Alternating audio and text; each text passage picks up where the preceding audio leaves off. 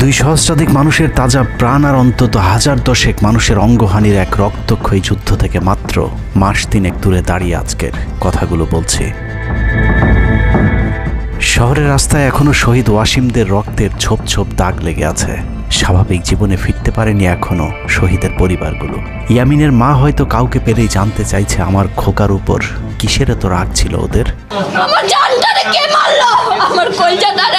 সে প্রশ্নের উত্তর হয়তো কেউ কোনোদিন দিতে পারবে না। বুকের ভেতর গুলি নিয়ে নিস্তেজ পড়ে থাকা শরীরটাকে ওরা যেভাবে কুকুরের মতো টেনে হিঁচড়ে খেয়েছে, সভ্য এই সমাজে সেই উত্তর কি আসলেই আছে?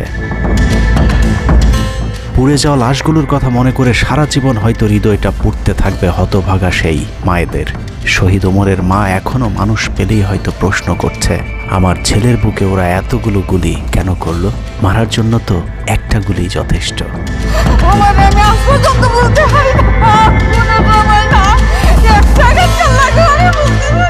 তৃষ্ণা পেলে মুগ্ধের মায়ের হয়তো কানে বেজে উঠবে, পানি লাগবে, পানি।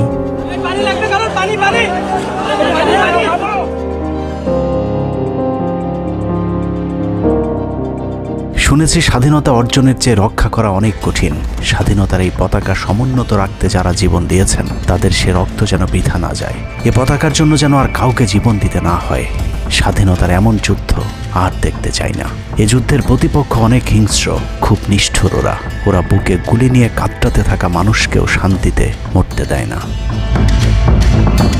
ওরা আরও রক্ত চায়। 15 বছর মুসলিম নিধন করে ওদের এতটুকু অনুশোচনা নেই। রক্তের নেশায় এখনো বুঁদ হয়ে আছে হিংস্র পশু আত্মাগুলো। এদিকে এক পক্ষ নিজেদেরকে বিজয়ী ভেবে ঘরে ফিরেছে। ঘরে ফেরার আগে যাদের বাড়ি ঘরে আগুন দিয়ে ঘর থেকে বের করেছিল, সেই শত্রুকেই আবার তুলে নিয়েছিল নিজেদের ঘরে। ছাত্রলীগ নিষিদ্ধের কথা বলছে। এই নিষিদ্ধ করবার ম্যান্ডেটটা, নিষিদ্ধ করবার অধিকারটা তাদেরকে কে দিল? তারা এদেশের মানুষ, রাজনীতি করার অধিকার সকলের আছে। আমাদের কেড়ে নেওয়া যেমন অন্যায় ছিল, আমরাও আরেকজনের কেড়ে নেওয়ার অধিকার, এটা আমরা এভাবে বলি। আওয়ামী মানবরূপী দানব ঘাড়ের উপর বিষাক্ত কার্বন ডাই অক্সাইড ফেলছে, আর আমরা সেটাকে অক্সিজেন ভেবে বুকে নিচ্ছি। বিষাক্ত সাপ থেকে নিরাপদ না হয়ে সাপ নিয়ে খেলার পরিণতি কি হতে পারে সেটা বুঝতে খুব বেশি দেরি করবার প্রয়োজন নেই। আমার এই বার্তা আপনাদের কাছে পৌঁছানোর কয়েক ঘন্টা পরেই আপনার ঘরে যে শত্রুকে জায়গা দিয়েছিলেন তাদের সেই বিষমাখা মুখের বিষ আপনার গায়ে নেয়ার জন্য প্রস্তুত থাকুন। পূর্ব দিকে তাকিয়ে দেখুন, আকাশ আবারও কালো হয়ে এসেছে। ঘুটঘুটে অন্ধকার দেখে ঝড়ের গতি যতটুকু ভাবছেন অন্ধকারের সেই ঝড়ো বাতাস আসলে আলোর চেয়েও বেশি গতি নিয়ে ধেয়ে আসছে সবকিছু লণ্ডভণ্ড করে দিতে। প্রলয়ঙ্করী সেই ঝড়ের কবল থেকে প্রিয় মাতৃভূমিকে বাঁচাতে হলে দেশ রক্ষার পবিত্র দায়িত্ব যাদেরকে দেয়া হয়েছে, চলুন দেখে আসি তারা আসলে কতটা প্রস্তুত।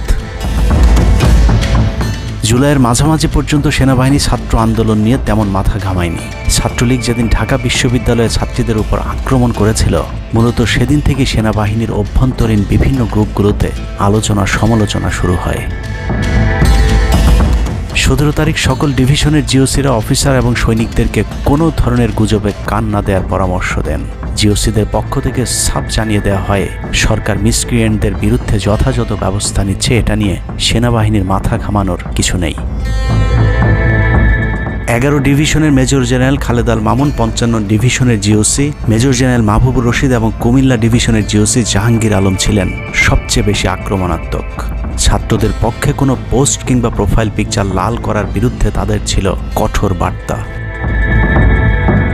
17 জুলাইয়ের গুরুত্বপূর্ণ আরেকটি ঘটনা হলো, Hasina air chief marshal Hasan Mahmud খানকে বিমান বাহিনীর MI-17 হেলিকপ্টারকে এভি গান কনফিগারেশন লোড করতে বলেন, যা মূলত যুদ্ধকালীন চূড়ান্ত সময় ব্যবহার করা হয়। এয়ার চিফ হাসিনাকে উল্টো প্রশ্ন করেন, আমাদের সেনাবাহিনী কি এখনও ফেল করেছে? তাহলে এত দ্রুত বিমান বাহিনী কেন? বিমান বাহিনী প্রধানের মুখের উপর এমন বক্তব্যে শেখ হাসিনা প্রচণ্ড ক্ষেপে যান। এর পরপরই তিনি বিমান বাহিনী প্রধানের বিরুদ্ধে পদক্ষেপ নেওয়ার জন্য ব্রিগেডিয়ার জেনারেল ইমরান হামিদ এবং লেফটেন্যান্ট জেনারেল মুজিবকে নির্দেশ দেন। আর্মি ইন্টেলিজেন্স থেকে এই পরিকল্পনার তথ্য জেনে বিমান বাহিনী প্রধান ওই রাতেই তার নিরাপত্তার জন্য গাজীপুর থেকে এয়ার কমান্ড নিয়ে আসেন, যে ইউনিটটি এখনও বিমান বাহিনী প্রধানের নিরাপত্তার দায়িত্বে ঢাকাতেই অবস্থান করছে। যাই হোক, বিমান বাহিনী প্রধান সেদিন রাজি হলে ব্ল্যাকআউটের সময়টা আরও ভয়ঙ্কর হতে পারত। বিমান বাহিনীর সহায়তা না পেয়ে শেখ হাসিনা পরদিন র্যাব প্রধানকে ডেকে আদেশ দেন তার হেলিকপ্টার প্রস্তুত রাখার। র্যাব প্রধান হাসিনার আদেশ অনুযায়ী ছাত্রদের বিরুদ্ধে অপারেশনে হেলিকপ্টার ব্যবহার করেন। হেলিকপ্টারের গুলিতে যতগুলো হতাহতের ঘটনা ঘটেছে সবগুলোই র্যাবের হেলিকপ্টার থেকে করা হয়েছিল। র্যাবের পাশাপাশি ঢাকার বাইরে দু একটি বাদে প্রায় সবকটি ডিভিশনের জিওসিরা দেশের বিরুদ্ধে অবস্থান নিয়েছিলেন। ঢাকার বাইরে থেকে বিশেষ করে ডিভিশন সাপোর্ট ব্যাটালিয়নকে অগ্রাধিকার ভিত্তিতে ঢাকায় নিয়ে আসা হয়, কারণ তাদের সাথে এপিসি সুবিধা ছিল। এপিসি গাড়িগুলো মূলত ছাত্রদের বিরুদ্ধে চূড়ান্ত পদক্ষেপ নেওয়ার জন্যই আনা হয়েছিল। রাষ্ট্রীয় গুরুত্বপূর্ণ এলাকা কেপিআই রক্ষায় 19 তারিখে সেনা নামানোর সিদ্ধান্ত নেওয়া হয়। নিয়ম অনুযায়ী সেনাবাহিনীর কেপিআই রক্ষার দায়িত্ব পালন করার কথা থাকলেও বিভিন্ন জায়গায় দেখা গেছে সেনাবাহিনীর ছত্রছায়ায় পুলিশ এবং আওয়ামী লীগ ছাত্রলীগের সন্ত্রাসীরা ছাত্রদের উপর হামলা চালিয়েছে। কোথাও সরাসরি সেনাবাহিনীকেও গুলি চালাতে দেখা গেছে। এর মধ্যে ঢাকার 46 পদাতিক ডিভিশনের ইনফ্যান্ট্রি ব্রিগেডের ইউনিটগুলো ঢাকার প্রাণকেন্দ্রগুলোতে ছাত্রদের উপর সবচেয়ে বেশি দমন পীড়ন চালিয়েছে। অনুসন্ধানে 19 থেকে 23 জুলাই পর্যন্ত গণহত্যার সাথে জড়িত সেনাবাহিনীর কয়েকজন অফিসারের নাম উঠে এসেছে, যারা এখনো পর্যন্ত গুরুত্বপূর্ণ সব পদে বহাল আছেন, যা ডক্টর মোহাম্মদ ইউনূস সরকারের জন্য অত্যন্ত বিপজ্জনক। কতটা বিপজ্জনক সেটা বোঝার জন্য আন্দোলনের সময়টাতে ওই অফিসারদের ভূমিকা কী ছিল সেটা একটু দেখে আসি। আন্দোলনের সবচেয়ে বেশি রক্তক্ষেকো ছিলেন বিজিবির ডিজি মেজর জেনারেল আশরাফ। সূত্র জানিয়েছে ভারতীয় নাগরিকদের বিজিবির পোশাক পরিয়ে মাঠে নামিয়েছিলেন বিজিবির এই মহাপরিচালক। সেনাবাহিনী শেখ হাসিনাকে পদত্যাগের পরামর্শ দেওয়ার পরেও শুধু বিজিবিকে নিয়ে হত্যাকাণ্ড চালিয়ে শেখ হাসিনাকে ক্ষমতায় রাখার গ্যারান্টি দিয়েছিলেন মেজর জেনারেল আশরাফ। 5 তারিখ হাসিনা পালিয়ে যাবার আগ মুহূর্তে তিনি স্বরাষ্ট্রমন্ত্রীকে ফোন করে বলেছিলেন, কয়েক হাজার মানুষ মারলেই পরিস্থিতি ঠান্ডা হয়ে যাবে, অতএব কোনো অবস্থাতেই যেন প্রধানমন্ত্রী পালিয়ে না যান। স্বরাষ্ট্রমন্ত্রীকে তিনি এমনটাই পরামর্শ দিয়েছিলেন।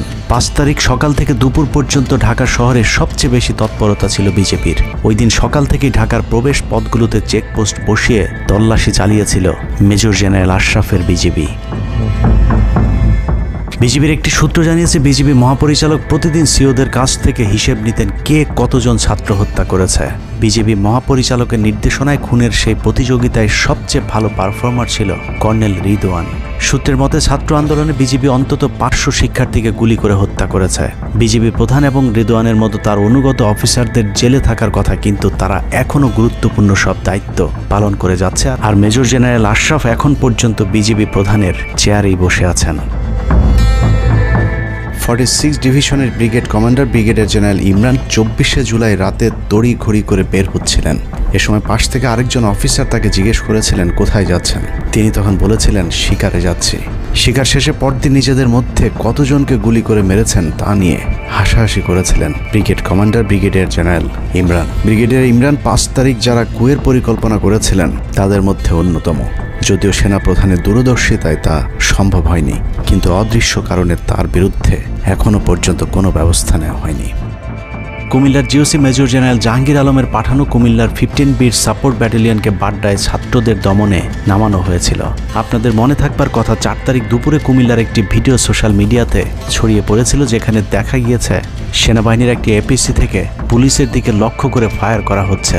অনেকের মাঝে একটি ভুল ধারণা রয়েছে যে কুমিল্লা ক্যান্টনমেন্টের সেনাবাহিনী হয়তো ছাত্র জনতার পাশে দাঁড়িয়েছিল। মূল ঘটনা হলো 4 তারিখ দুপুর 11টার দিকে সোশ্যাল মিডিয়াতে ছড়িয়ে পড়া ওই ভিডিওটি একজন জুনিয়র অফিসারের ব্ল্যাঙ্ক ফায়ার। ওই সময় ছাত্রদেরকে দেখা যায় এপিসির পাশে উল্লাস করতে।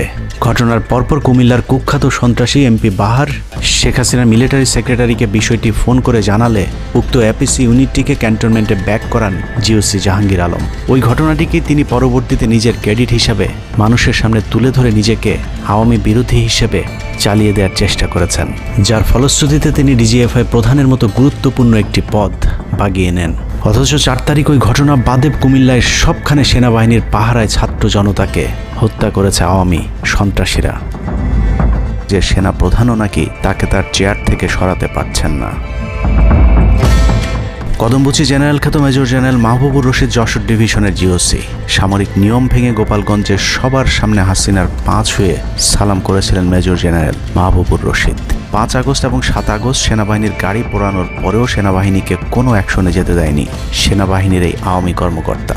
সূত্র জানিয়েছে 5 তারিখের পর থেকে এ পর্যন্ত একাধিকবার গোপালগঞ্জ আওয়ামী লীগ নেতাদের বাড়িতে গিয়ে বৈঠক করেছেন তিনি। অথচ মাহবুবকে এখনো পর্যন্ত জিওসির পদে বসিয়ে রাখা হয়েছে। তার এই ক্ষমতাকে কাজে লাগিয়ে আওয়ামী লীগের অসংখ্য নেতাকর্মীকে ভারতে যাবার সুযোগ করে দিয়েছেন major general Mahbubur Rashid. Colonel Asad Khulna DGFI এর ডেড কমান্ডার। সেখানে বসে তিনি রয়ের সব পরিকল্পনা বাস্তবায়ন করে যাচ্ছে। জুলাই আন্দোলনের সময় যিনি আর্মি অফিসারদেরকে বলেছিলেন দেখে দেখে গুলি করেন, প্রতি গুলিতে একটা করে মারতে হবে, অথচ সেই কর্মকর্তা এখনও খুলনাতে বসে বিএনপি জামায়াতের নেতাকর্মীদের মধ্যে বিভক্তির ষড়যন্ত্র করে যাচ্ছে। খুলনা অঞ্চল দিয়ে তার সহায়তায় শেখ পরিবারের সবচেয়ে বেশি সংখ্যক সদস্য ভারতে পালিয়েছে। বগুড়া ডিভিশনের GOC major general Khaled Al Mamun এখনও জিওসি পদে আছেন। বগুড়া থেকে আসা 11 ডিভিশনের 7 ইস্ট বেঙ্গল এনে ঢাকার প্রবেশ পথ নিয়ন্ত্রণের জন্য গাজীপুরে রেখেছিলেন তিনি। উত্তরা গাজীপুর এলাকায় সংঘটিত হত্যাকাণ্ডের বেশিরভাগই জড়িত ছিল বগুড়ার 7 ইস্ট বেঙ্গল। রহস্যজনক কারণে 7 ইস্ট বেঙ্গলকে এখনও পর্যন্ত বগুড়ায় ফেরত না পাঠিয়ে ঢাকাতেই রাখা হয়েছে। মেজর জেনারেল ফেরদৌস হাসান সেলিম, যার মা ছিলেন হাসিনার অত্যন্ত ঘনিষ্ঠ বান্ধবী। ফেরদৌস সেলিম শেখ হাসিনাকে ফুপু বলে ডাকতেন। 27তম বিএমএ লং কোর্সের এই অফিসারের পাসিং আউটে শেখ হাসিনা নিজে উপস্থিত ছিলেন, যদিও হাসিনা তখন বিরোধী দলীয় নেত্রী ছিলেন। ডিজিএফের পদে থাকাকালীন হাসিনার টাকা পাচার এবং থাইল্যান্ডের বিভিন্ন ব্যবসা দেখাশোনার দায়িত্ব ছিল তার। 5 তারিখের সময়টাতে গুরুত্বপূর্ণ কোনো পদে না থাকায় নিজেকে এখন আওয়ামী বিরোধী দাবি করছেন ফেরদৌস হাসান সেলিম। ভয়ঙ্কর বিষয় হচ্ছে ডক্টর মোহাম্মদ ইউনূসকে ভুল বুঝে ইউনূসের মিলিটারি সেক্রেটারির পদে বসে সব কুটচাল চলে যাচ্ছেন major general Ferdous Hasan. Guarantee দিয়ে বলে রাখলাম, সুযোগ পেলে সবার আগে ডক্টর মোহাম্মদ ইউনূসের মিলিটারি সেক্রেটারি নিজেই ইউনূসের গলা চেপে ধরবে। অতএব যত দ্রুত সম্ভব ডক্টর মোহাম্মদ ইউনূসের মিলিটারি সেক্রেটারির পদ থেকে তাকে সরাতে হবে। শেখ হাসিনার গণভবন ঠেকাতে সবচেয়ে বেশি শক্ত বলয় তৈরি করা হয়েছিল। অনুসন্ধানে জানা যায় শেখ হাসিনাকে রক্ষা করতে গণভবনের আশপাশে সেনাবাহিনীর অন্তত 13টি অস্থায়ী চেকপোস্ট বসানো হয়েছিল, যেখানে east Bengal regiment, field regiment artillery, Bangladesh infantry regiment, infantry brigade headquarter সহ সেনাবাহিনীর বেশ কয়েকটি চেকপোস্ট বসানো হয়েছিল শুধুমাত্র শেখ হাসিনাকে রক্ষা করার জন্য। সেনাবাহিনীর এসব আর্মি অফিসারদের সম্মিলিত অপারেশনে ছাত্রদের উপর চালানো হয়েছে নির্মম নৃশংস হত্যাযজ্ঞ। কিন্তু এই হত্যাকাণ্ডই সেনাবাহিনীর ভেতরে থাকা দেশপ্রেমিক অফিসারদের বিবেকের দরজা খুলে দিয়েছিল। 20 থেকে 23 জুলাই ইন্টারনেট বন্ধ করে যে পৈশাচিক হত্যাকাণ্ড চালানো হয়েছে, সেই দৃশ্য যখন একের পর এক সামনে আসতে শুরু করেছিল, তখন সাধারণ মানুষ যেভাবে স্তম্ভিত হয়েছিল, ঠিক একইভাবে সেনাবাহিনীর বিবেকবান জুনিয়র এবং মধ্যম সারির অফিসারদেরকেও ব্যাপকভাবে নাড়া দেয়। ভিডিওগুলো যত ছড়িয়ে পড়ছিল ততই থমথমে হয়ে উঠতে থাকে সেনাবাহিনীর অভ্যন্তরীণ পরিবেশ। 27 তারিখ প্রাপ্ত গোয়েন্দা তথ্যের ভিত্তিতে সেনাপ্রধানকে জানানো হয় পরিস্থিতি নিয়ন্ত্রণের বাইরে চলে যাচ্ছে। কোনো অবস্থাতেই প্রধানমন্ত্রীকে ক্ষমতায় রেখে পরিস্থিতি নিয়ন্ত্রণ করা সম্ভব নয়। গোয়েন্দা ওই রিপোর্টে আরও জানানো হয় সেনাবাহিনীর ভেতরে বিদ্রোহের আশঙ্কা দেখা দিয়েছে। বিশেষ করে মধ্যম সারি এবং জুনিয়র অফিসারদের ভেতর ব্যাপক অসন্তোষ লক্ষ্য করা যায়। একই রিপোর্ট প্রধানমন্ত্রীর অফিসকেও অবহিত করা হয়। সেই রিপোর্টের পরেও কঠোর অবস্থানে যাবার সিদ্ধান্ত নেওয়া হয় সরকারের পক্ষ থেকে। এদিকে গোয়েন্দা রিপোর্টের প্রেক্ষিতে সেনা ইউনিটের মধ্যম সারি, জুনিয়র অফিসার এবং সৈনিকদের উপর কঠিন সামরিক গোয়েন্দা নজরদারি চলতে থাকে, যে কারণে প্রচণ্ড ক্ষোভ থাকলেও কোনো ধরনের পূর্ব প্রস্তুতি ও পারস্পরিক যোগাযোগ না থাকায় সেনাবাহিনীর দেশপ্রেমিক অফিসার ও সৈনিকেরা কিংকর্তব্য বিমূঢ় হয়ে পড়েন। 27-28 2 দিন এভাবেই টানটান উত্তেজনার মধ্য দিয়ে কেটেছে। 29শে জুলাই শেখ হাসিনাকে পরিস্থিতি সম্পর্কে ধারণা দিতে সেনাপ্রধান সারা দেশের অফিসারদেরকে নিয়ে সেনা সদরের হেলমেটে একটি ভিডিও টেলিকনফারেন্সে দরবার গ্রহণ করেন। সেই কনফারেন্স অপারেটরের অসাবধানতাবশত স্ক্রিনে হঠাৎ করে ক্যামেরা টার্ন অফ করা HPM নামে একটি বক্স ভেসে উঠেছিল। এরপরে উপস্থিত অফিসারেরা হাসিনার উপস্থিতির বিষয়টি বুঝে ফেলেন। অনেকের ধারণা শেখ হাসিনা উপস্থিত আছেন এটা বুঝাতেই HPM বক্সটি সবাইকে দেখানো হয়েছিল, যেন কেউ কোনো ধরনের অভিযোগ করতে না পারেন। কিন্তু সবাইকে অবাক করে বেশ কয়েকজন অফিসার তাদের ক্ষোভের কথা জানান। এর মাঝে রাজশাহী CMH এর একজন মেজর র্যাঙ্কের নারী চিকিৎসক 19 থেকে 23 তারিখ পর্যন্ত চলা ছাত্র হত্যার বিভীষিকাময় বর্ণনা তুলে ধরে আবেগী এক বক্তব্য দেন। সূত্র জানিয়েছে এ সময় সেনাবাহিনীর কয়েকজনকে কাঁদতে দেখা গেছে। একদিকে সেনাবাহিনীর উচ্চপদস্থ অফিসারদের মারমুখী অবস্থান, অন্যদিকে বেশিরভাগ জুনিয়রদের নিষ্ক্রিয়তার মধ্য দিয়ে সেনাবাহিনীতে স্পষ্ট দুটি ভাগ লক্ষ্য করা যায়। এরই মধ্যে সেনাবাহিনীর কাছে প্রাপ্ত গোয়েন্দা তথ্য অনুযায়ী যে কোনো সময় সেনাবাহিনীতে বিদ্রোহ দেখা দিতে পারে। বিশেষ করে লেফটেন্যান্ট কর্নেল থেকে নিচের অফিসারদের ভেতর ব্যাপক ক্ষোভের বিষয়টি গোয়েন্দা প্রতিবেদনে জানানো হয়। সেই প্রেক্ষিতে 3 তারিখ শর্ট নোটিসে আরেকটি টেলিকনফারেন্স কল করা হয়। মূলত ওই রিপোর্টের প্রেক্ষিতেই হাসিনার বিশ্বস্ত ওয়াকার হাসিনা থেকে মুখ ফিরিয়ে নেন, কারণ হাসিনাকে বাঁচাতে গিয়ে তিনি নিজের জীবন বিপদে ফেলতে চাননি। 3 তারিখ কনফারেন্সের শুরুতেই সবাইকে ঠান্ডা রাখতে একটি মোনাজাত করা হয়েছিল। যে মোনাজাতে গুরুত্বপূর্ণ একটি দোয়া ছিল, রাব্বানা লা তাজআলনা মাআল কওমিজ জালিমিন, অর্থাৎ হে আল্লাহ, আমাদেরকে জালিম সম্প্রদায়ের অন্তর্ভুক্ত করবেন না। এ সময় পুরো দরবার রুমে পিন পতন নীরবতা লক্ষ্য করা গেছে। মূলত ওই মোনাজাতের মধ্য দিয়ে ফয়সালা হয়ে যায় সেনাবাহিনী কাদের পক্ষে দাঁড়াবে। সেনা সূত্র থেকে পাঠানো এসব তথ্যে উঠে এসেছে সেনাবাহিনী কোন কোন এলাকায় ছাত্র জনতার উপর গুলি চালিয়েছিল এবং কতটা পরিকল্পিতভাবে মানুষ হত্যার ছক কষা হয়েছিল। 4 তারিখও সেনাবাহিনীর ভূমিকা ছিল অত্যন্ত অস্পষ্ট। কিছু জায়গায় সেনাবাহিনী ছাত্রদের পক্ষে, আবার কিছু জায়গায় ছাত্রদের উপর গুলিও চালিয়েছে।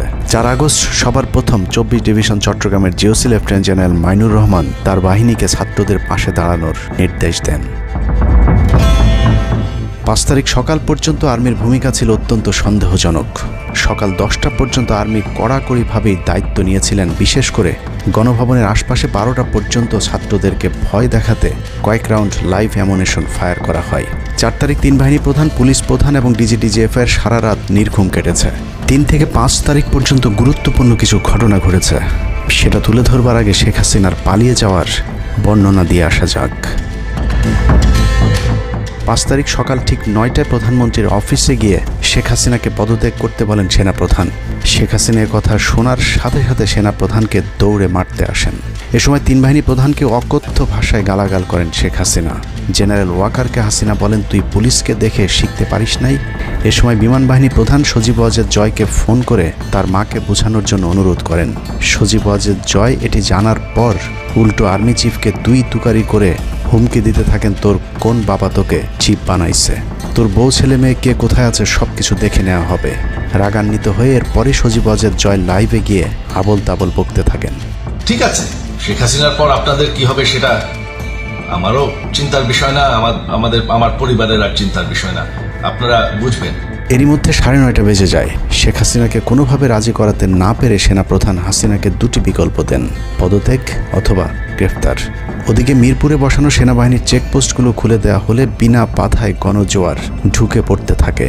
মবটি যখন গণভবন থেকে মাত্র 20 মিনিটের দূরত্বে চলে আসে, এ সময় সেনাবাহিনী এক প্রকার জোর করে শেখ হাসিনাকে পদত্যাগপত্রে সই করান। এ সময় এসএসএফের 2-1 এগিয়ে আসতে চাইলেও সেনাপ্রধান হাত ইশারা করলে তারা জায়গায় দাঁড়িয়ে থাকেন। পদত্যাগের পর শেখ হাসিনা জাতির উদ্দেশ্যে ভাষণ দেওয়ার অনুরোধ করলে সেনাপ্রধান হাসিনাকে বলেন, জীবন বাঁচাতে চাইলে দ্রুত গাড়িতে গিয়ে উঠুন, জনগণ গণভবনে ঢুকে পড়ছে। সেনাবাহিনীর মতে শেখ হাসিনা সেদিন মাত্র 5 মিনিটের জন্য বেঁচে গিয়েছেন, তা না হলে জনগণ তাকে ধরে ফেলত। হাসিনাকে গণভবন থেকে উদ্ধার করে বিমানে ভারত পাঠিয়ে দেওয়ার জন্য মোট 3টি রুট প্ল্যান করা হয়েছিল। প্ল্যান এ, গণভবন থেকে গাড়ি বহরে বিমান বাহিনীর ব্লু স্কাই স্কুলের গেট দিয়ে তেজগাঁও বিমানবন্দরে ঢুকে ঢাকা সেনানিবাসে প্রবেশ এবং তারপর বিএএফ বেস দিয়ে বিমান বাহিনীর রানওয়েতে প্রবেশ। সেখান থেকে বিমান বাহিনীর C-130 যে বিমানে ভারতে উড্ডয়ন। দুর্ভাগ্যজনকভাবে ততক্ষণে বিপ্লবী জনতা শেওড়াপাড়া রাস্তা দিয়ে বিমান বাহিনীর ব্লু স্কাই স্কুলের গেট ক্রস করে আগারগাঁও চৌরাস্তা পর্যন্ত চলে এসেছিল। ওদিক দিয়ে ক্যান্টনমেন্টের জাহাঙ্গীর গেটও ছাত্র জনতার দখলে, তাই গণভবন থেকে গাড়িতে করে ঢাকা সেনানিবাসে ঢোকার সব পথ বন্ধ হয়ে গিয়েছিল, যে কারণে প্ল্যান বি অবলম্বন করতে হয়েছিল হাসিনাকে উদ্ধারকারীদের। প্ল্যান বি অনুযায়ী গণভবন থেকে বিমান ঘাঁটিতে যাওয়ার তখন একটাই পথ বাকি ছিল, তা হলো হেলিকপ্টারে যাওয়া। বিমান বাহিনীর MI-17 হেলিকপ্টার চন্দ্রিমা উদ্যানের পাশে বাণিজ্য মেলার মাঠে এসে অবতরণ করে। খুনি হাসিনা চন্দ্রিমা উদ্যানের পাশের রাস্তা দিয়ে বাণিজ্য মেলা মাঠে প্রবেশ করে এবং সেখান থেকেই হেলিকপ্টারে করে বিমান বাহিনী ঘাঁটিতে নিয়ে যাওয়া হয় তাকে। সেখানে গিয়ে তারেক সিদ্দিকী এবং সালমান এফ রহমানের জন্য কিছুক্ষণ অপেক্ষা করে শেখ হাসিনা। তবে শেষ পর্যন্ত সালমান এফ রহমানের পৌঁছাতে দেরি হয় শেখ হাসিনাকে নিয়ে কোনো গন্তব্য ছাড়াই 10:45 মিনিটে উড়াল দেয় বিমান বাহিনীর C-130 জুলিয়েট বিমানটি। সাধারণত বিমানের রুট ব্যবহারে কোড ব্যবহার করতে হলেও সেটা করেনি। রাডার ফাঁকি দিতে জীবনের ঝুঁকি নিয়ে এই পদ্ধতি অবলম্বন করা হয়েছিল। ফুল ফুয়েল লোড করা হয়। ভারতে যদি জায়গা না হয় তাহলে যেন মধ্যপ্রাচ্যের কোনো দেশ পর্যন্ত চলে যাওয়া যায়। মোট 9 জন পাইলটকে নিয়ে বিমানে ওঠানোর পর কোনো ধরনের নির্দেশনা বা ম্যাপ প্ল্যানিং ছাড়াই পাইলটদেরকে বলা হয় টেক অফ করতে। বিমানটি প্রথমে যশোরের উপর দিয়ে কলকাতায় পৌঁছালে সেনাপ্রধান জাতির উদ্দেশ্যে ভাষণের ঘোষণা দেন, কিন্তু কলকাতায় ল্যান্ডিংয়ের পারমিশন না দিলে সেখান থেকে শেখ হাসিনাকে বহন করা বিমানটি চলে যায় আগরতলায়। আগরতলায় পারমিশন না পেয়ে আবারও দিল্লির দিকে উড়াল দেয়। সেখান থেকে দিল্লি গেলে সেখানেও রিফিউজ করা হয়। দিল্লি বিমানবন্দরে নামতে না দিলে অনিশ্চয়তা দেখা দেয় শেখ হাসিনাকে বহন করা বিমানটির ভারতে অবতরণ নিয়ে। বিমানের একজন পাইলটের বরাত দিয়ে জানা যায়, এভাবে উদ্দেশ্যহীনভাবে দীর্ঘক্ষণ ঘুরতে থাকার পর জরুরি অবতরণের সিদ্ধান্ত নেওয়া হয়। তবে জরুরি অবতরণের ঠিক আগ মুহূর্তে দিল্লির গাজিয়াবাদ এয়ারবেজে নামার অনুমতি পায় C-130 জুলিয়েট, যেখানে অজিত ধওয়াল তাকে রিসিভ করেন। অবতরণে জটিলতার কারণেই 5 তারিখ সেনাপ্রধান জাতির উদ্দেশ্যে ভাষণ দিতে বারবার দেরি করছিলেন, কারণ তিনি নিশ্চিত হতে চাচ্ছিলেন শেখ হাসিনা ভারতে অবতরণ করেছেন। তারপরই বাংলাদেশের মানুষ মুক্তি পায় এক ফেরাউনের হাত থেকে। হাসিনা পালিয়ে যাওয়ার সেই খবর পৃথিবীর সবাই জানে, কিন্তু 3 থেকে 5 তারিখ পর্যন্ত ক্যান্টনমেন্টে কিছু ঘটনা ঘটেছে, যেই ঘটনা এখনও আমাদের কাছে অজানা। 3 তারিখ সেনাপ্রধানের ওই ভার্চুয়াল মিটিংয়ের পর মোটামুটি নিশ্চিত হয়ে যায় শেখ হাসিনা অধ্যায় বাংলাদেশে শেষ। শুরু হয় ভারতের প্ল্যান বি বাস্তবায়নের প্রক্রিয়া। 3 তারিখ রাতে আসিফ নজরুলের সাথে ডিজিএফআই কার্যালয়ের পাশের একটি ভবনে আসিফ নজরুলের ঘনিষ্ঠ বন্ধু major general Hamid, lieutenant general Mujib এবং মেজর জেনারেল ফেরদৌস সেলিমের একটি গোপন বৈঠক হয়, যেখানে ভারতীয় গোয়েন্দা সংস্থার 16 জন কর্মকর্তা উপস্থিত ছিলেন। মূলত 5 তারিখ শেখ হাসিনা পদত্যাগ করার পর করণীয় নির্ধারণ করতেই ওই বৈঠক অনুষ্ঠিত হয়। দীর্ঘ বৈঠক শেষে মোট 3টি বিকল্প নির্ধারণ করা হয়। প্রথমটি জরুরি অবস্থা জারি করে সেনাবাহিনীর হাতে ক্ষমতা দেয়া, দ্বিতীয়টি আসিফ নজরুলকে প্রধান উপদেষ্টা করে একটি অন্তর্বর্তীকালীন সরকার গঠন। অন্তর্বর্তীকালীন সরকারের ভেতরে যেন ভারতীয় বলয়ের লোকজন বেশি সংখ্যায় রাখা যায় সেটা নিশ্চিত করার ব্যাপারেও আলোচনা হয় বৈঠকে, এবং সেটা নিশ্চিত করতে আসিফ নজরুলের পেছনে সেনাবাহিনীর ওই অংশটির সর্বোচ্চ সাপোর্ট থাকারও নিশ্চয়তা দেওয়া হয়। মূলত আসিফ নজরুলকে সামনে রেখে সেনাবাহিনীর মাধ্যমেই দেশ চালানোর পরিকল্পনা করা হয়েছিল 3 তারিখের ওই গোপন বৈঠকে। 4 তারিখ 3 বাহিনী প্রধানের মধ্যে দফায় দফায় বৈঠক চলেছে। সেই বৈঠক থেকে সিদ্ধান্ত হয় 5 তারিখ সকাল 9টার মধ্যে শেখ হাসিনাকে চূড়ান্তভাবে পদত্যাগের বিষয়টি জানিয়ে দেওয়া হবে। এর পরপরই আসিফ নজরুলকে আবারও ক্যান্টনমেন্টে ডেকে আনা হয় এবং শেখ হাসিনার পদত্যাগের পর আওয়ামী নেতা কর্মীদেরকে যতটা সম্ভব নিরাপত্তা দেয়া, বেসরকারি বিভিন্ন প্রতিষ্ঠানগুলোতে যতটা সম্ভব আগের কর্মকর্তাদেরকে রেখে দেয়া এবং বিটিআর হত্যাকাণ্ড নিয়ে কোনো ধরনের পদক্ষেপ না নেওয়া সহ বেশ কিছু করণীয় ঠিক করে দেওয়া হয়। দীর্ঘ সেই আলোচনার কারণে 4 তারিখ সারা রাত ক্যান্টনমেন্টে অবস্থান করেছেন আসিফ নজরুল। তাৎক্ষণিক আসিফ নজরুলের কাঁধে 2টি দায়িত্ব দেওয়া হয়: আর্মির প্রতি সকলের আস্থা তৈরি করা এবং হাসিনার পদত্যাগের পরপর ছাত্রদেরকে সেনাবাহিনীর নিয়ন্ত্রণে নিয়ে আসা। কথা মতো আসিফ নজরুল 4 তারিখ রাত এবং 5 তারিখ খুব সকালে ক্যান্টনমেন্টে বসে ফেসবুকে তিনি 2টি পোস্ট করেন। পোস্টের প্রথমটি 4 তারিখ রাতে সেনাবাহিনীকে প্যাট্রিয়ট সম্বোধন করে করা হয়, যেন সেনাবাহিনীর প্রতি ছাত্র জনতার আস্থা বেড়ে যায়, এবং পরেরটি সংখ্যালঘুদের বাড়িঘরে হামলা না চালানোর অনুরোধ করে পোস্ট করা হয়। দুপুর 12টার আগে আসিফ নজরুলের করা হিন্দুদেরকে নিয়ে ওই পোস্টে প্রমাণ করে আসিফ নজরুল আগে থেকেই জানতেন কিছুক্ষণ পর আসলে কি ঘটতে যাচ্ছে। আমরা এখন আর্মি চিফের সাথে একটা আলোচনায় আছি। আমি যতটুকু ওনার সাথে কথা বলেছি আমার কাছে মনে হয়েছে, আশা করছি আপনাদের জন্য অনেক বড় সুসংবাদ আসছে। বিজয়ের খবর আগেই জেনে যাওয়াটা সমস্যা না, কিন্তু সমস্যা হলো আসিফ নজরুল সবাইকে আন্দোলনের কেন্দ্রবিন্দু ঢাকা বিশ্ববিদ্যালয়ে যেতে না বলে ক্যান্টনমেন্টের সুখবরের অপেক্ষায় থাকতে বলেন। মূলত আসিফ নজরুলের ওই ফাঁদে পা দিয়ে ছাত্র জনতার জুলাই আগস্ট বিপ্লবের বিজয় হাতছাড়া হয়ে গিয়েছিল। ছাত্র নেতাদের সরলতাকে কাজে লাগিয়ে আসিফ নজরুল নাহিদ আসিফদেরকে সেনাপ্রধানের কাছে আসতে বলেন। নাহিদ, আসিফ, মাহফুজরা সেনাপ্রধানের কাছে যাবার আগে আসিফ নজরুলের প্রধান উপদেষ্টা হবার বিষয়টি চূড়ান্ত হয়ে যায়। সমন্বয়কেরা পৌঁছানোর পর সেনাপ্রধান তাদেরকে জানায় আসিফ নজরুল হচ্ছেন প্রধান উপদেষ্টা, কিন্তু ছাত্ররা ডক্টর মোহাম্মদ ইউনুসকে প্রধান উপদেষ্টা বানানোর দাবি করলে আসিফ নজরুল তাদেরকে জানায় ডক্টর ইউনুস প্রধান উপদেষ্টা হতে রাজি না। কিন্তু ছাত্র নেতাদের সাথে ইউনুসের আগে থেকে যোগাযোগ ছিল, যে কারণেই সেনাপ্রধানকে ছাত্ররা জানায় আমরা ডক্টর ইউনুসের সাথে একান্তে কথা বলতে চাই। ছাত্ররা ডক্টর ইউনুসকে ফোন করলে তিনি জানান প্রধান উপদেষ্টা হতে চান না সেনাবাহিনী কিংবা আসিফ নজরুলের কাছে তার এরকম কোনো বার্তা তিনি দেননি। এরপর ছাত্র নেতাদের দাবির মুখে ইউনুসকে প্রধান উপদেষ্টা বানাতে বাধ্য হয় সেনাবাহিনী। ডক্টর মোহাম্মদ ইউনূসকে প্রধান উপদেষ্টা করা হলেও ক্ষমতার কেন্দ্রে থেকে যায় ভারত নিয়ন্ত্রিত ক্যান্টনমেন্টের মদতপুষ্ট আসিফ নজরুল, যাকে তারা সুনিপুণভাবে গেল এক যুগে তিলে তিলে তৈরি করেছেন। আসিফ নজরুল তার মন্ত্রণালয়ের বাইরেও সবখানে নিয়োগ থেকে বদলি বরখাস্তের একক ক্ষমতা ভোগ করতে থাকে। একদিকে সেনাবাহিনীর ছত্রছায়া আসিফ নজরুলের হাত ধরে ভারতীয় এজেন্টদেরকে গুরুত্বপূর্ণ সব পদে বসানো হচ্ছিল, অন্যদিকে চলছিল পুরো দেশ দখলের ভয়ঙ্কর ষড়যন্ত্র। কিন্তু ছাত্রদের চাপের মুখে আসিফ নজরুলের পরিবর্তে ডক্টর মোহাম্মদ ইউনূসের প্রধান উপদেষ্টা হবার বিষয়টি কোনোভাবেই মেনে নিতে পারেনি সেনাবাহিনীর ভারতপন্থী অংশটি, যে কারণে 5 তারিখ রাতেই একটি ব্যর্থ সেনা কুয়ের ষড়যন্ত্র করা হয়েছিল।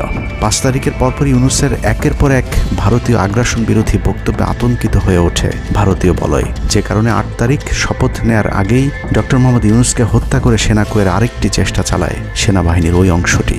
8 তারিখ ডক্টর ইউনূসের নেতৃত্বে নতুন সরকার শপথের ঠিক আগ মুহূর্তে একটি সেনা কুয়ের চেষ্টা করা হয়। কুয়ের নেতৃত্ব দেন লেফটেন্যান্ট জেনারেল মুজিব এবং মেজর জেনারেল হামিদুল হক।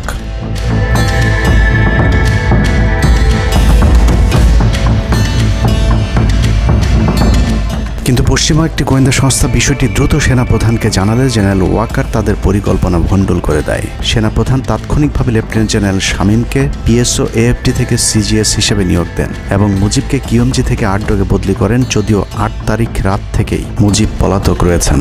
এরপর 12 সেপ্টেম্বর তাকে সেনাবাহিনী থেকে বরখাস্ত করা হয়। একই দিনে লেফটেন্যান্ট জেনারেল হামিদুলকে স্বেচ্ছায় অবসরে পাঠানো হয়। এনডিসি থেকে মেজর জেনারেল সাইফুলকে মিনিস্ট্রি অফ ফরেন অ্যাফেয়ার্স এবং চিফ অফ জেনারেল স্টাফ শাহিনকে এনডিসিতে পাঠানো হয়। কয়েকজনের ব্যাপারে পদক্ষেপ নেওয়াটা যেমন স্বস্তির, তেমনই ষড়যন্ত্রকারীদেরকে যেখানে বদলি করা হয়েছে তাদের প্রতিটি পদই অত্যন্ত গুরুত্বপূর্ণ, যা বর্তমান সরকার এবং দেশের স্থিতিশীলতার জন্য চরম বিপজ্জনক। কতটা বিপজ্জনক সেটা জানতে চলুন শুরুতেই যে প্রলয়ঙ্কারী ঝড়ের কথা বলেছিলাম সেখানে ফিরে যাওয়া যাক। ভারতীয় গোয়েন্দা সংস্থা 5 তারিখের পর থেকে দেশে নানাভাবে একটা সাম্প্রদায়িক দাঙ্গা বাঁধানোর চেষ্টা চালিয়ে যাচ্ছেন, যেটাকে কেন্দ্র করে বাংলাদেশে একটা সামরিক অভিযান চালানো যায়। এই দাঙ্গা বাঁধাতে ভারতীয় গোয়েন্দারা আওয়ামী লীগ, হিন্দু এবং ইসকনকে কিভাবে ব্যবহার করছে সেই পরিকল্পনার ছক এখন বাংলাদেশি গোয়েন্দাদের হাতে। একটি গোয়েন্দা সংস্থা থেকে যেসব তথ্য আমার কাছে পৌঁছেছে তা রীতিমতো এই দেশের অস্তিত্বের জন্য হুমকি স্বরূপ। আওয়ামী লীগ, হিন্দু আর ভারতের এই চক্রান্ত যদি সঠিকভাবে মোকাবেলা করা না যায় তাহলে অচিরেই বাংলাদেশের অবস্থা হবে হায়দ্রাবাদের মতো। জননেত্রী শেখ হাসিনাকে দেশ থেকে সরে যেতে বাধ্য করেছেন। বাংলাদেশকে নিয়ে ভয়ঙ্কর এই চক্রান্তে জড়িত আওয়ামী লীগ, সনাতনী এবং ইসকনের অন্তত 40টি হোয়াটসঅ্যাপ গ্রুপ এবং জুম মিটিংয়ের ভিডিও হাতে পেয়েছে গোয়েন্দারা। গোয়েন্দাদের কাছে প্রাপ্ত এসব তথ্যে যা উঠে এসেছে তা আটকে ওঠার মতো।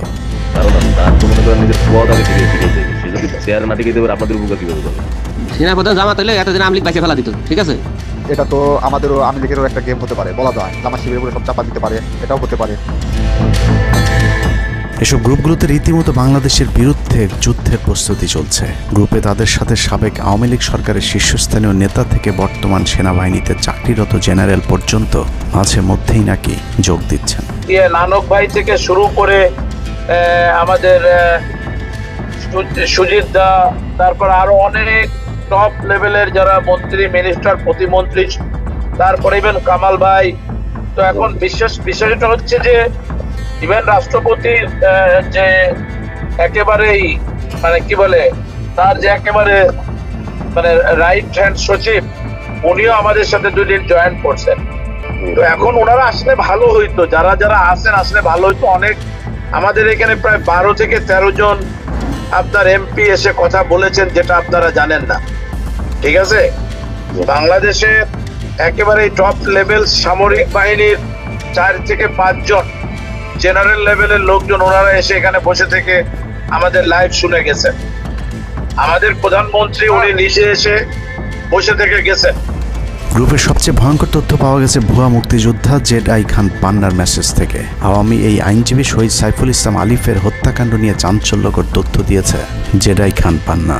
একটি চ্যাটিংয়ে তিনি লিখেছেন, দাড়িওয়ালা উকিল বেশি হয়ে গিয়েছে, আরও 2-1টারে খেয়ে দাও, আদালতে আমরা আছি, এখন অল্প কয়েকদিন জেলে থাকলেও 30 তারিখের পরে পুরস্কার পাবা।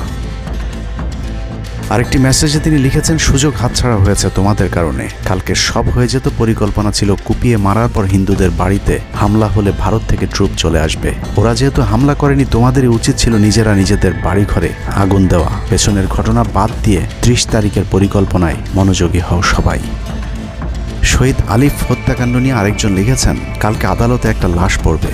হিন্দু ভাইদের পাশে আমাদের সবাইকে থাকতে হবে, ব্রিগেড মেজরের কমান্ড মেনে চলতে হবে। 30 তারিখের কর্মসূচি নিয়ে গ্রুপটিতে সশস্ত্র যুদ্ধের মাধ্যমে দেশ দখলের ভয়ঙ্কর সব আলোচনা করার ভিডিও হাতে এসেছে আমাদের। তারা বাঙালির অস্ত্রগুলি আছে, এই অস্ত্রগুলি কোথায় আছে তা আমার কাছে অলরেডি খবর আছে। আমি নিউজ দিচ্ছি প্রধানের মাধ্যমে।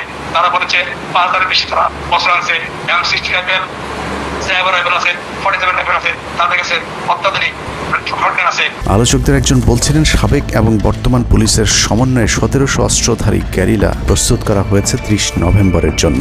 আমরা ইতিমধ্যে কথা বলেছি, পুলিশ পার্টির কথা বলছি, পুলিশের অনেক উদ্যোগতা অতিরিক্ত আইন থেকে শুরু করে পুলিশ পার্টিরা এসে এসেছেন, ওনারা আমার সাথে কথা বলে আমাদের যোগাযোগ রক্ষা করছে। ঢাকা শহরকে কিভাবে ব্লক করা হবে সেই পরিকল্পনাও করা হচ্ছে এসব জুম মিটিংগুলোতে। আমাদের কাজ হলো আব্দুল্লাহপুর, আব্দুল্লাহপুর, আশুলিয়া, টঙ্গী আছে, আমরা উত্তরা ওইটা একটা ব্লক দিবেন, তাহলে আমরা খুব সহজেই আমাদের কাজ সফল করব। সশস্ত্র যুদ্ধের জন্য পুরো দেশকে মোট 10টি বিভাগে বিভক্ত করা হয়েছে, যেখানে একজন করে ব্রিগেড মেজর নিয়োগ দেওয়া হয়েছে, যাদের সবাই দেশেই অবস্থান করছেন।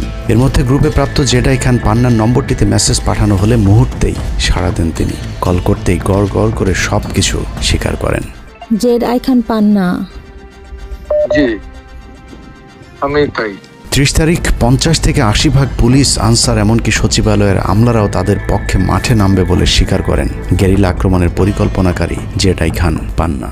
আপনারা কি কোনো গেরিলা ইনভেশন হামলা করা যাবে? ঢাকার স্টুডেন্টরা যদি এখনো সাপোর্টার্স অর্গানাইজ হইতে নামে, এই অ্যাডমিনিস্ট্রেশনের 50% না 80% লোক নেমে আসবে, পার্টিকুলারলি পুলিশ, আনসার এবং সেক্রেটারিয়েট থেকে। পালিয়ে যাওয়ার আগে এই ভিডিও প্রচারের সাথে সাথে রাষ্ট্রদ্রোহিতার অভিযোগে তাকে গ্রেফতার করতে হবে, তাহলে চক্রান্তকারীদের আরও পরিকল্পনার তথ্য পাওয়া যেতে পারে। ভবিষ্যতে এ ধরনের ষড়যন্ত্র বন্ধ করতে গ্রুপে থাকা সকলের মোবাইল নম্বর এবং চেহারা দেখে শনাক্তের পর দ্রুত গ্রেফতার করতে হবে। সূত্র জানিয়েছে, ডিজিএফআই প্রধানের প্রত্যক্ষ তত্ত্বাবধানে চলছে এসব দেশবিরোধী তৎপরতা। আর্মিকে ম্যাজিস্ট্রেসি পাওয়ার দেয়া হলেও তাদেরকে ক্ষমতা প্রয়োগ করতে দেওয়া হচ্ছে না, যে কারণে আওয়ামী লীগ নেতারা বেশিরভাগ এখনও দেশে থাকলেও তাদেরকে ধরা হচ্ছে না। অতএব সেনাবাহিনীর উচ্চপদস্থ হাসিনাপন্থী অফিসারদেরকে দ্রুত সেনাবাহিনী থেকে সরাতে হবে। 5 তারিখ সেনাপ্রধান যে ভূমিকা রেখেছেন তার জন্য তিনি অবশ্যই প্রশংসার দাবিদার, কিন্তু সেনাপ্রধানকে প্রমাণ করতে হবে তিনি আসলেই নায়ক নাকি খলনায়ক।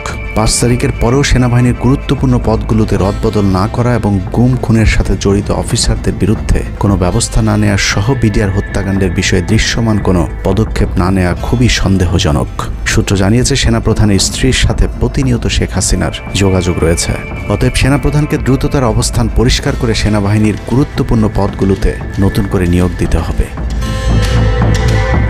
সেনাবাহিনীর জুনিয়র এবং মধ্যম সারির অফিসার এবং সৈনিকদের সবসময় দেশের স্বার্থে যুদ্ধের জন্য প্রস্তুত থাকতে হবে। মনে রাখতে হবে, সেনাবাহিনী আমাদের আস্থার প্রতীক। সিনিয়র অফিসারদের দেশবিরোধী আদেশ এলে সৈনিকদেরকে নিয়ে তাদেরকে প্রতিহত করতে হবে। মনে রাখতে হবে, সংখ্যায় আপনাদের মতো দেশপ্রেমিকদের সংখ্যাই এখনও সেনাবাহিনীতে বেশি। দেশের যে কোনো প্রয়োজনে সেনাবাহিনী যদি জনগণকে ডাক দেয়, তাহলে এ দেশের প্রতিটি মানুষ জীবন দেওয়ার জন্য প্রস্তুত রয়েছে। ডক্টর মোহাম্মদ ইউনূসের পাশে থাকা ভারতীয় গুপ্তচর আসিফ নজরুল, মিলিটারি সেক্রেটারি ফেরদৌস হাসান সেলিম এবং প্রেস সেক্রেটারি শফিকুল আলমকে দ্রুত সরাতে হবে। প্রধান উপদেষ্টার সাথে ছাত্র নেতাদের সাক্ষাতের পথ সহজ করতে হবে। আসিফ নজরুলরা অসৎ উদ্দেশ্যে মাহফুজ আলমকে তার পাশ থেকে সরিয়েছে। অতএব যত দ্রুত সম্ভব মাহফুজ আলমকে আবারও বিশেষ সহকারীর পদে ফিরিয়ে আনতে হবে। গুরুত্বপূর্ণ যে কোনো সিদ্ধান্তের ক্ষেত্রে নাহিদ এবং আসিফদের মতামত প্রধান উপদেষ্টাকে গুরুত্বের সাথে নিতে হবে। জেডাই খান পান্নাদের ষড়যন্ত্র এবার সফল না হলেও এই ষড়যন্ত্র চলতেই থাকবে। বাংলাদেশের প্রতিটি মানুষকে চোখ কান খোলা রাখতে হবে, মনে রাখতে হবে, শত্রু আপনাদের ঘরের কোণেই। ভারত যদি বাংলাদেশে আক্রমণ করে, তাহলে সবার আগে আওয়ামী লীগ আর শ্রীকৃষ্ণের ভক্তরাই আপনার গলায় ছুরি ধরবে। অতএব শত্রুরা যেন আবারও বাংলাদেশের স্বাধীনতাকে ভারতের কাছে বিক্রি করতে না পারে, সেদিকে সবাইকে লক্ষ্য রাখতে হবে। আল্লাহ হাফেজ।